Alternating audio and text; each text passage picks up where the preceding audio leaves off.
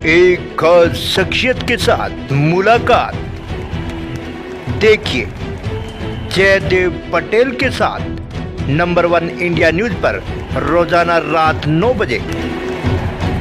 नमस्कार व्यूअर्स, मैं जयदेव पटेल और आप देख रहे हैं नंबर 1 इंडिया न्यूज। आपका एक बार फिर स्वागत है एक खास शख्सियत के साथ मुलाकात प्रोग्राम में। आज हम बात करेंगे जम्मू कश्मीर के पहलगाम में पर्यटकों पर हुए आतंकी हमले को लेकर के, जिसमें 12 लोग घायल हुए तो वहीं एक व्यक्ति की मौत हो गई। और इस आतंकी हमले की जिम्मेदारी कहीं न कहीं आतंकी संगठन द रेजिडेंस फोर्स TRF ने ली है। ऐसे में क्या जम्मू कश्मीर में कुछ बड़ा होने वाला है, क्या इसके अंदेशा है? और इसी के साथ साथ में 2 दिवसीय दौरे पर सऊदी अरब पहुंचे देश के प्रधानमंत्री नरेंद्र मोदी। तो ऐसे में क्या दोनों देशों के रिश्ते हैं वो कितने मजबूत होंगे? इन्हीं तामुद्दे और बात के लिए हमारे साथ खास सम्मान है रक्षा विशेषज्ञ retired lieutenant general Rajendra Singh. Lieutenant general Rajendra Singh ji, आपको बहुत बहुत स्वागत है आज के मेरे प्रोग्राम में। लेफ्टिनेंट जनरल राजेंद्र सिंह जी, आपसे मेरा पहला सवाल है कि जम्मू कश्मीर के पहलगाम में पर्यटकों पर हुए आतंकी हमले पर आप कैसे देखते हैं, इस पर आपकी प्रतिक्रिया? ये जो जम्मू एंड कश्मीर में अभी जो पहलगाम में जो हमला हुआ है, इसको अगर हम एनालाइज करें तो हमको ये इससे पहले देखना होगा कि आजकल के हालात कैसे थे। सबसे पहले तो कश्मीर के हालात बहुत अच्छे थे।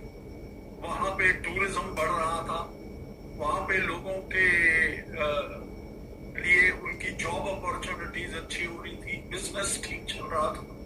और इसके साथ साथ पाकिस्तान में हालात बिल्कुल खराब थे। वहां पर उनके ऊपर, उनकी आर्मी के ऊपर अटैक्स हो रहे थे। ये बलूची फ्रीडम फाइटर्स ने उनके ऊपर बहुत सारे अटैक किए और जिसमें पाकिस्तान आर्मी कुछ नहीं कर सकी। इसके साथ साथ ये जो कश्मीर के अंदर जो हालात अच्छे बने और पूरे वर्ल्ड को ये पता लगा कि कश्मीर में नॉर्मलसी आने लगी है, तो पाकिस्तान आर्मी को अपनी इज्जत बचाने के लिए बलूचिस के खिलाफ तो वो कुछ खास कर नहीं पाए, तो उनको अपनी इज्जत बचाने के लिए कुछ न कुछ जरूर करना था।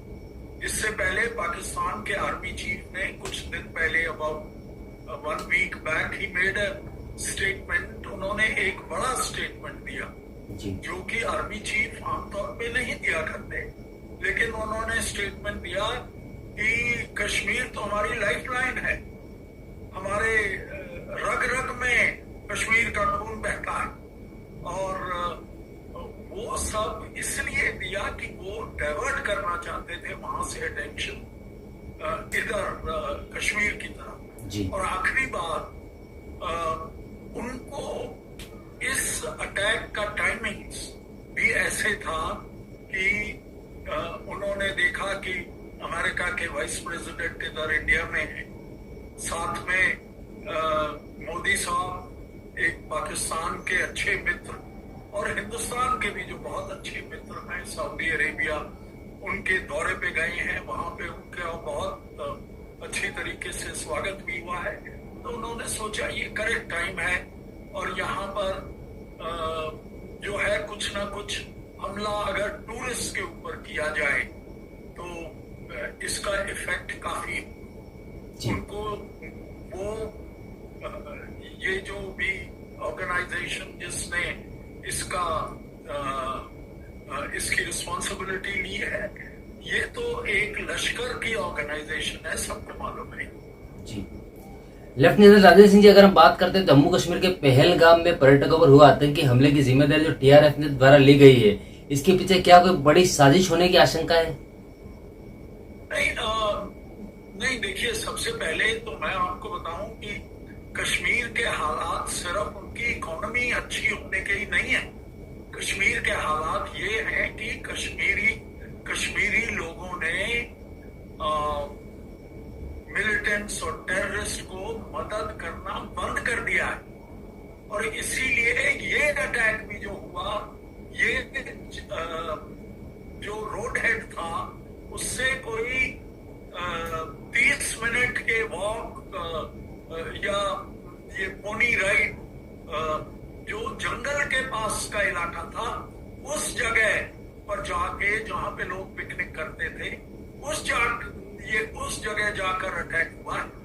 तो बिकॉज टेररिस्ट को मालूम है कि अगर वो किसी भी गांव के आसपास जाएंगे तो खबर फौरन सिक्योरिटी फोर्सेस को मिल जाएगी, और इसलिए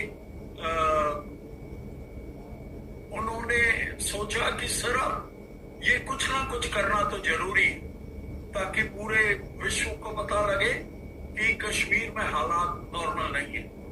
पर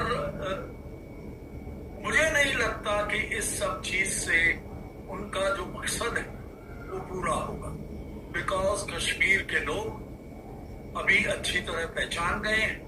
कश्मीर में शुरुआत हो चुकी है आतंकियों के खत्म होने की। जी, it is the beginning of the end of terrorism in Kashmir. जी। लेफ्टिनेंट जनरल राजेश सिंह जी, अगर हम बात करते हैं अमरनाथ यात्रा से पहले पर्यटकों पर हुआ आतंकी हमला, क्या एक दहशत फैलाने की कोशिश थी? नहीं होगी शायद, ये उनकी इंटेंशन तो शायद यही रही होगी, लेकिन अमरनाथ यात्रा के ऊपर हमला करना इतना आसान नहीं है। और मुझे नहीं लगता, क्योंकि जब कभी भी ये पाकिस्तान ने ट्राई किया है अमरनाथ यात्रा को डिस्टर्ब करने का, वो हमेशा फेल रहा है। और हालांकि अभी ये हमला इधर पहलगांव में हुआ है। पहलगांव से अमरनाथ यात्रा शुरू होती है जी, और वहां से आगे 3 दिन का मार्च के बाद वो पहुंचते हैं केव पर। तो मुझे नहीं लगता कि इस पे कोई ज्यादा फर्क पड़ेगा। सिक्योरिटी फोर्सेस की तादाद भी अभी इस हमले के बाद पहलगांव में बढ़ जाएगी। यहाँ पे थोड़ी एक्टिविटी जो है, पेट्रोलिंग वगैरह, वो भी काफी हो जाएगी। साथ साथ जो सिविलियंस हैं उनसे इंटेलिजेंस हमको और ज्यादा मिलेगी। और मैं ये समझता हूँ कि ये एक छोटी सी सक्सेस है ये आतंकियों की। लेकिन एक चीज हमको याद रखनी है कि खास तौर पे कश्मीरी लोग बहुत अच्छे लोग होंगे, और कश्मीर की जो शुरू से जो उनका रहने सहने का जो तरीका है, जैसे ये मेहमान नवाजी का जो तरीका है, वो है ना काफी माना गया है। और कश्मीर के लोगों को अभी पता लग गया है कि ये कोई जिहाद विहाद नहीं है। अगर ये जिहाद है तो ये जिहाद है उनके पेट के ऊपर जी। अगर ये जिहाद है तो उनकी नौकरी के अगेंस्ट जिहाद है। अगर ये जिहाद है तो ये जिहाद है कि उनके बच्चे भूखे मर जाएं। अगर ये जिहाद है तो वहां की बिजनेस पूरा ठप हो जाए, इसके ऊपर जिहाद है। बिकॉज कश्मीर का मेन स्टेट टूरिज्म है। पहले कभी भी टूरिस्ट के ऊपर आम तौर पर हमले नहीं होते थे जी। पहले सिर्फ आर्मी या आर्म फोर्सेस के इंस्टॉलेशंस के ऊपर होते थे, कभी कभी कुछ गवर्नमेंट ऑफिसेस के ऊपर हुए। फिर उसके बाद उन्होंने जो कुछ लोग काम करने आए थे कश्मीर में बाहर, कोई हिंदुस्तान की दूसरी स्टेट से, उनके खिलाफ हमले करने शुरू किए। और अभी जो ये हमला हुआ है ये तो डायरेक्ट टूरिस्ट के ऊपर हमला हुआ है जी। और टूरिस्ट के ऊपर हमले में भी एक जो रिपोर्ट आई है उसमें ये है कि उन सबसे पूछा गया है कि आप हिंदू हैं या नहीं है जी। और जो हिंदू हैं उन्हीं के ऊपर फायरिंग की गई है।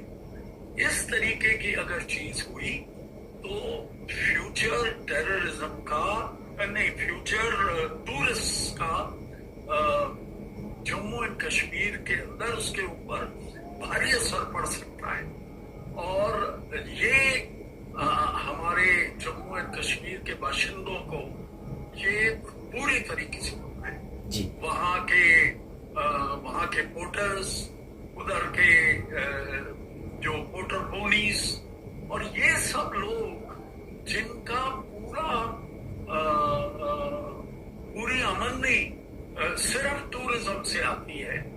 ये लोग आगे जाके क्या करेंगे? जी, वहां पे फर्नीचर बनता है, उधर आपके सेब के प्लांटेशंस हैं, बहुत सारी चीजें हैं। तो टूरिज्म के ऊपर attack is a very misguided attack by Pakistan. जी, And Pakistan is going to pay for it. Not only it is going to pay for it by the actions of Kashmiri people, Pakistan को हिंदुस्तान भी बहुत जबरदस्त जवाब दे।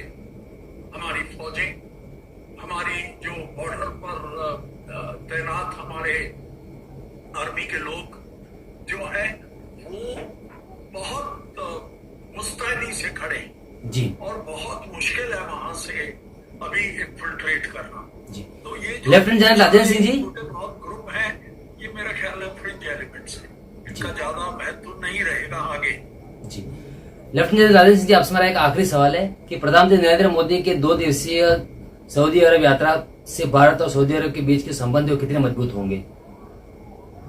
देखिए, Saudi अरब के साथ जो मोदी साहब ने अपने संबंधों को, हमारे भारत के संबंधों को सऊदी अरेबिया के साथ को जो जिस ऊंचाई तक पहुंचाया है, ये भारत की एक जबरदस्त सफलता है। और ये है ना सफलता, जैसे ये हुई, पाकिस्तान को तो बिलीव ही नहीं हुआ कि कुछ ऐसे भी हो सकता है। अदरवाइज पाकिस्तान हर वक्त समझता था कि सऊदी अरेबिया उसका बेस्ट फ्रेंड है, उसके साथ रहेगा हर वक्त।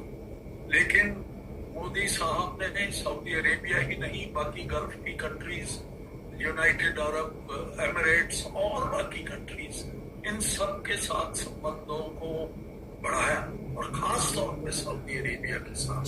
और मैं समझता हूँ कि अभी ये जो नई जो की यात्रा है, उधर ही जो वो गए हैं, एक स्ट्रेटेजिक कोऑपरेशन का जो मीटिंग है, उसको को चेयर करते हैं वो मोदी साहब भी और उनके क्राउन प्रिंस भी। तो मुझे है ना लगता है कि इसके जो परिणाम हैं वो बहुत अच्छे होंगे दोनों देशों के लिए, हमारे लिए भी और सऊदी अरेबिया के लिए।